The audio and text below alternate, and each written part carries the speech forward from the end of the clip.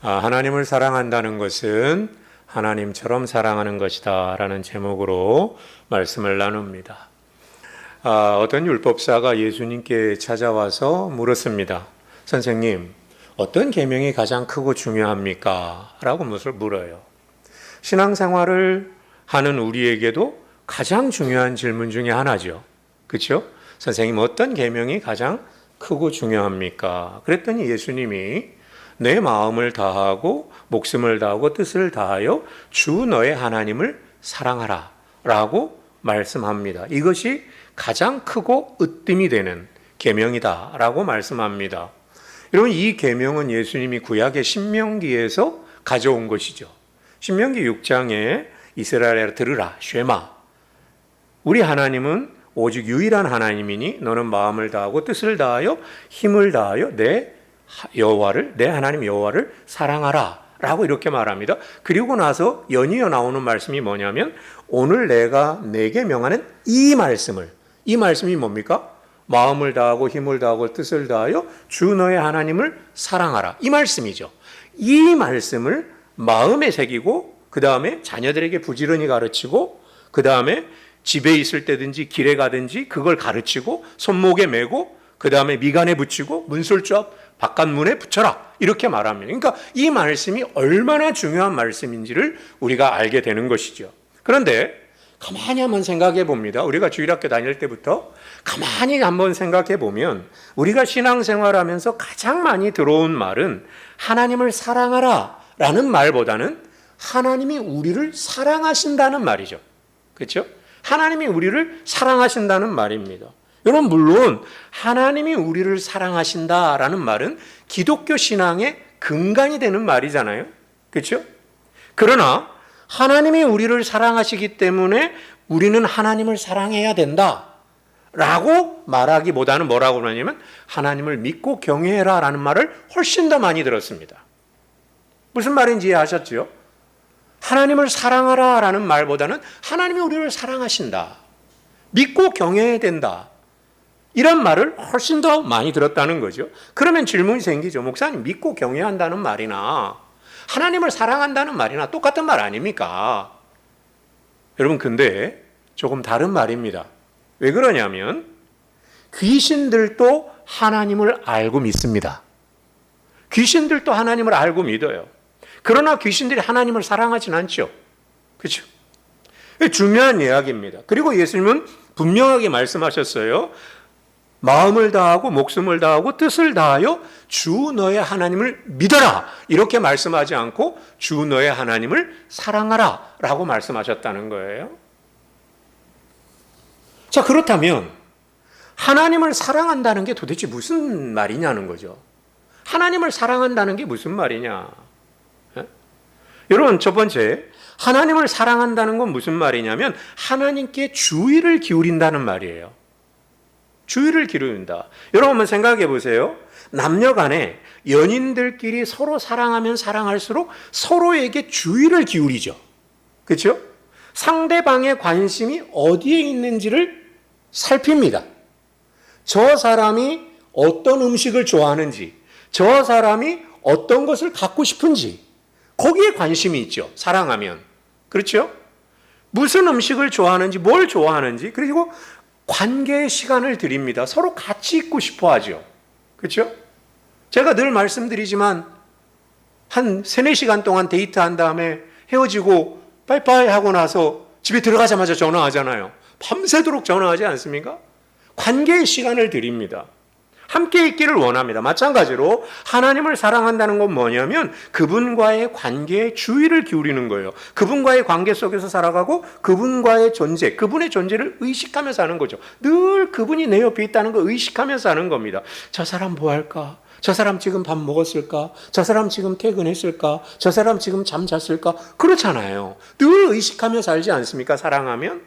우리가 하나님을 사랑한다는 것은 바로 그겁니다. 늘 의식하는 거예요. 관계에 집중하고 그분의 관심이 어디 있는지를 살피는 겁니다. 자, 그러면 우리가 하나님께 주의를 기울인다라고 했을 때 하나님께 주의를 기울이는 방식에는 다양한 방법이 있어요. 예배가 있습니다. 기도가 있고 말씀을 묵상하는 것이 있습니다. 우리가 이런 것들을 통해서 하나님께 주의를 기울일 수 있습니다. 하나님은 당신을 예배하라고 하셨죠. 그렇죠?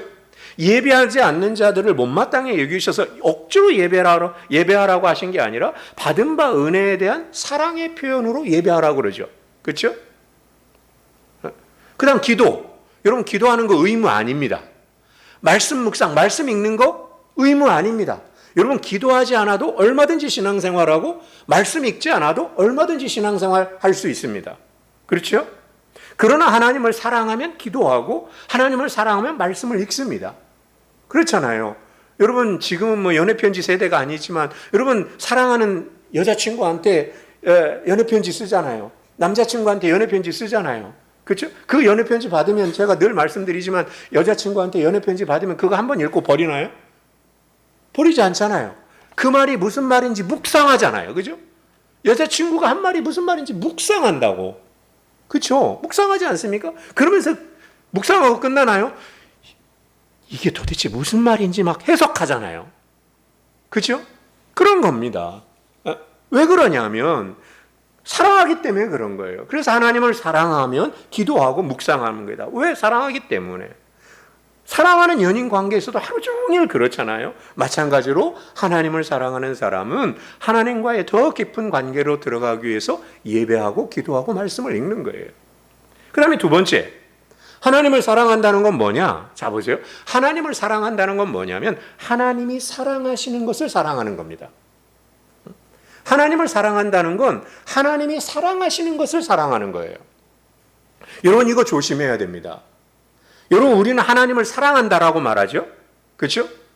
그러면 그 사랑이 우리가 하나님을 사랑한다고 했을 때 그 사랑이 하나님이 원하시는 사랑인지 아니면 정말 하나님이 말씀하신 사랑인지를 고민해야 됩니다. 우리는 얼마든지 말로 하나님을 사랑한다고 말할 수 있습니다. 그런데 보이지 않는 하나님을 어떻게 사랑하냐는 거죠. 그렇죠? 보이는 하나님이라면 뭐 사랑할 텐데 보이지 않는 하나님이라는데 어떻게 사랑하느냐, 뭘 증명할 거냐는 거죠. 그러면 우리는 이렇게 대답할 수 있죠. 하나님 사랑하기 때문에 예배하고 하나님 사랑하기 때문에 기도하고 하나님 사랑하기 때문에 말씀을 읽습니다 라고 말할 수 있습니다.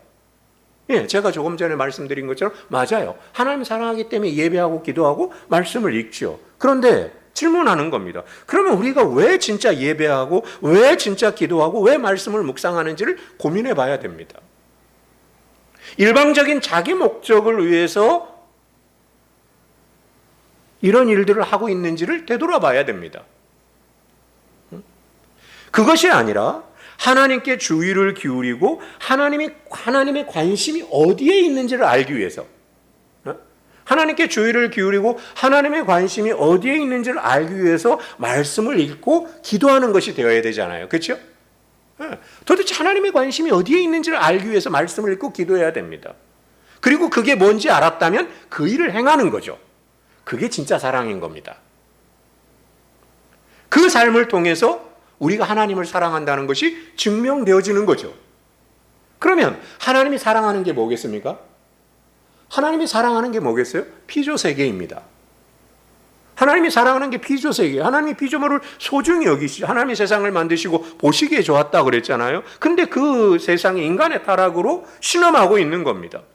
하나님이 이 세상을 마음대로 하라고 한 거 아니죠. 관리하라고 주신 거죠. 그렇죠? 그렇기 때문에 우리는 이 세상, 하나님을 사랑한다면 하나님이 사랑하는 이 세상을 우리가 사랑해야 돼요. 그래서 기후에 관심을 가져야 되고 환경에 관심을 가져야 되고 자연에 관심을 가져야 되고 인권에 관심을 가져야 됩니다. 그게 하나님을 사랑하는 것이에요. 그 다음 하나님이 사랑하는 게 또 뭐가 있겠습니까? 사람이 있죠. 하나님이 사람을 사랑하잖아요. 그 사람은 누굽니까? 지극히 작은 사람입니다. 가난하고 연약하고 억압받고 신음하고 있는 사람들, 그들을 사랑하는 겁니다. 그것이 하나님이 말씀하신 것이고 예수님이 보여주신 삶입니다. 예수님이 이 땅에서 그렇게 사셨어요. 그렇죠? 이처럼 하나님을 사랑하고 예수님을 따른다는 건 뭐냐? 하나님이 사랑하시는 것을 사랑하는 거예요. 그 다음에 마지막으로 하나님을 사랑한다는 건 뭐냐면 하나님께 중심을 두는 겁니다. 하나님께 중심을 두는 거예요. 여러분 사람은 누구나 살아갈 때 뭔가 자신의 마음에 중심을 두고 살죠. 그렇죠? 그 중심에 이끌려 삽니다. 내 마음의 중심이 뭐가 있느냐에 따라 이끌려 살아가죠. 근데 대부분의 사람들의 중심에는 뭐가 있냐면 자기 자신이 있습니다. 내 욕망과 권력과 돈이죠. 그죠? 내 욕망과 권력과 돈입니다. 요즘 선거철이잖아요. 제가 어제 사전선거하러 갔는데 우리하고 사전선거에 횡단보도에 후보들이 쫙 써가지고 막 찍어달라고 하는 거예요. 막 엎드리죠. 당선되면 엎드릴까요, 그 사람들이? 또 나오고. 욕심인 거예요. 여러분, 근데 그러한 것들이 우리 마음의 중심에 있어요. 무서운 게 뭐냐면 그런 것들이 시간이 지나면서 우리 마음의 신이 된다는 거예요. 우리의 신이 돼버려요, 그것이. 그런 것들로 인해 자유가 사라지고 문제가 생깁니다. 그럼에도 계속해서 그걸 쫓아가는 거죠. 여러분, 기독교 신앙이란 뭐냐? 마음의 중심이 바뀌는 거죠. 마음의 중심에 내가 아니라 하나님으로 바뀌는 거예요. 그게 기독교 신앙입니다. 그래서 그 하나님을 내 마음의 중심에 모시면 삶이 변화되고 새롭게 돼요. 하나님의 속성들이 내 안에서 나타나요. 그것이 뭐냐면 세 가지 정도가 됩니다. 연민과 자유와 용기와 감사. 그런 사람이 돼요. 여러분, 내가 하나님을 마음의 중심을 모시면 하나님의 성품이 우리 안에서 드러나죠. 그렇죠? 그중 가장 핵심적인 것이 뭐냐면 자비예요. 자비. 연민입니다. 연민. 너희 아버지의 자비로우신 같이 너희도 자비로운 자가 되라. 하나님의 가장 고유한 특성 중에 하나가 뭐냐면 자비예요. 연민, 컴패션입니다. 컴패션이라는 단어가 뭐냐면 함께 느끼다, 함께 고통하다라는 뜻이죠. 그렇죠? 하나님은 우리와 함께 고통하는 분이에요. 이게 하나님의 성품이고 주님이 이 세상에 오셔서 보여주셨던 겁니다. 컴패션. 함께 고통하고 함께 우는 거예요. 그래서 늘 지극히 작은 자들하고 가난하고 연약하고 억압받고 눌려있고 신음하고 있는 자들하고 함께 하셨죠. 그래서 하나님이 말씀하셨어요. 당신의 백성들에게 원하는 삶이 뭔지를. 미가서 6장에 사람아 주께서 선한 것이 무엇임을 네게 보이셨나니. 하나님이 보여주셨다는 거예요. 선한 것이 뭔지. 그게 뭐냐? 여호와께서 내게 구하시는 것은 오직 정의를 행하며 인자를 사랑하며 겸손하게 내 하나님과 함께 행하는 것이 아니냐. 정의를 행한다는 게 뭡니까? 제가 올해 들어서 가장 많이 강조하는 단어죠. 정의를 행하며 인자를 사랑하며 가난하고 연약하고 억눌리고 신음하는 자들과 함께하는 거예요. 그겁니다. 그래서 하나님을 우리의 마음의 중심에 모시면 우리 안에서 하나님의 특징이 나타나는데 그 가장 큰 특징이 뭐냐면 연민이라는 거예요. 자비. 그게 드러난다는 거예요. 두 번째, 우리가 하나님의 마음의 중심에 모시면 자유와 용기로 드러납니다. 여러분, 사람이 세상을 사랑할 때 우리를 가장 옥죄는 것 중에 하나가 뭐냐면 두려운 거죠. 나와 내 사랑하는 사람들의 안전. 그죠? 타인의 평가에 대한 두려움, 실패에 대한 두려움, 병과 죽음에 대한 두려움, 그 두려움이 우리를 속박하죠. 그렇죠? 여러분, 근데 우리가 하나님을 마음의 중심에 모시면 이런 두려움에서 우리가 자유하게 된다라는 겁니다. 자유하게 된다. 그리고 그 두려움에서 자유하게 될 때 용기가 생기는 거죠. 그렇죠? 여러분, 디트리 본헤퍼라는 목사님은 히틀러 암살을 꾀하는 저항운동에 참여했어요. 히틀러가 유대인들을 압박하고 정말 죄 없는 사람을 죽이니까 목사님이었지만 히틀러 암살 작전에 참여합니다. 저 인간은 죽여야 된다는 거예요. 여러분, 마틴 루터 킹 주니어 목사님, 수많은 암살 위험에도 불구하고 미국의 인종차별을 맞서기 위해서 주저하지 않고 우리나라 목사님들과 장로님들 1950년대, 30년대부터 50년대까지 일본 신사참대 앞에 저항하던 목사님과 장로님들 무자비한 고문에도 꿈쩍하지 않았던 거예요. 두렵지 않아서가 아닙니다. 두렵죠. 두렵죠. 여러분, 제가 말씀드렸잖아요. 주기철 목사님 의자에 앉혀놓고 신사참배하라고 하니까 거부하잖아요. 그러니까 사모님 데려다 놓고 사모님을 눕혀놓고 사모님 코에다가 입에다가 고춧가루 물을 붓잖아요. 그러니까 사모님 배가 막 이만해지는 거예요. 그걸 일본 순사가 깔고 앉는 겁니다. 그러니까 고춧가루 물이 코하고 입에서 다 쏟아 나오는 거예요. 그러면서 주기철 목사님한테 신사에 참배하라는 거죠. 왜 두렵지 않겠습니까? 두려운 거죠. 그렇죠? 근데 여러분, 자 보세요. 자유롭더라는 거예요. 용기가 생기더라는 겁니다. 그 이유가 뭐냐? 자신의 삶 중심에 하나님을 두었기 때문에. 그 자유와 용기를 통해서 두려움이 사라지고 두려움 없이 죽음을 맞이할 수 있더라라는 겁니다. 그리고 그럴 때 그 삶은 하나님께 대한 신뢰와 충성으로 나타나는 거죠. 이게 하나님을 중심에 모셨을 때 나타나는 것입니다. 그 다음에 우리가 하나님을 우리 마음의 중심에 모시면 감사가 드러납니다. 감사가 드러나요. 여러분, 감사는 가장 깊은 차원의 감정 표현이죠. 여러분, 살다 보면 삶 자체가 선물이라는 걸 깨달을 때가 있습니다. 그 깨달음이 감사예요. 감사해요. 감사합니다. 제가 그저께도 우리 성도님들 중에 못 나오는 우리 남자 형제님하고 전화하는데 그런 얘기를 했어요. 너무 힘들다. 취업도 안 되고 너무 힘들다. 뭐 그런 얘기를 해요. 그러면서 지금 알바하고 있는데 제가 그래서 그랬어요. 집사님, 알바하고 있는 것도 지금은 감사한 시대입니다. 그랬더니 그분이 그래요. 목사님, 맞습니다. 알바짜리라도 있는 게 얼마나 감사한지 모르겠습니다. 그런 얘기해요. 그러면서 제가 그랬어요. 집사님, 이번 주에 교회 설립 주임 기념주일이고 우리 짜장면 파티가 가는데 집사님 같이 예배합시다 그랬더니 네, 꼭 갈게요. 그런데 오늘 안 나오셨네. 자, 한번 보세요. 그런 거예요. 살다 보면 삶 자체가 선물임을 깨달을 때가 있습니다. 깨달음이 감사해요. 여러분, 이 세상에 그 누구도 자수성가한 사람 없습니다. 말은 자수성가했다고 하지만 여러분, 자수성가한 사람이 이 세상에 없어요. 그렇죠? 다 누군가의 도움이 있었던 것이죠. 그죠? 갑자기 열받네 이 말하니까. 갑자기 삼성전자가 생각나고 SK 하이닉스가 생각나서 갑자기 열받는데 그 이야기는 다음에 하고. 여러분, 그러기 때문에 여러분, 나도 그리고 내가 가진 모든 것이 다 선물입니다. 그래서 감사란 뭐냐면 내가 뭔가를 성취했더라도 나 혼자 결코 이룰 수 없는 것이었다라는 걸 인정하는 거예요. 여러분, 그렇다고 해서 감사 강요할 수 없죠. 그죠? 감사하라고 해서 감사할 수 있는 게 아닙니다. 그죠? 감사는 나의 삶이 나의 것이 아니라는 것을 깨닫는 데서부터 와요. 여러분, 내가 중심에 있으면 감사하기 어렵습니다. 하나님이 중심에 계실 때 모든 것에 감사하게 돼요. 그리고 그 감사가 마음에 가득한 사람은 상대방을 거칠게 대하지 않습니다. 감사가 마음에 가득한 사람은 사람을 날카롭게 대하지 않아요. 잔인하게 대하지 않습니다. 여러분, 감사하는 사람과 감사하지 못하는 사람의 차이는 뭐냐면요, 어려운 삶을 살아가는 이들에 대한 태도에서 드러나요. 정말 감사할 줄 아는 사람은 어려운 사람을 보면 그냥 있지 않습니다. 그래서 거기서 뭐가 나오는 거예요? 연민이 나오는 거예요. 그러니까 연민이나 자유와 용기나 감사는 다 같이 가는 겁니다. 하나님을 마음의 중심에 두면 그게 다 같이 드러나는 거예요. 말씀을 마칩니다.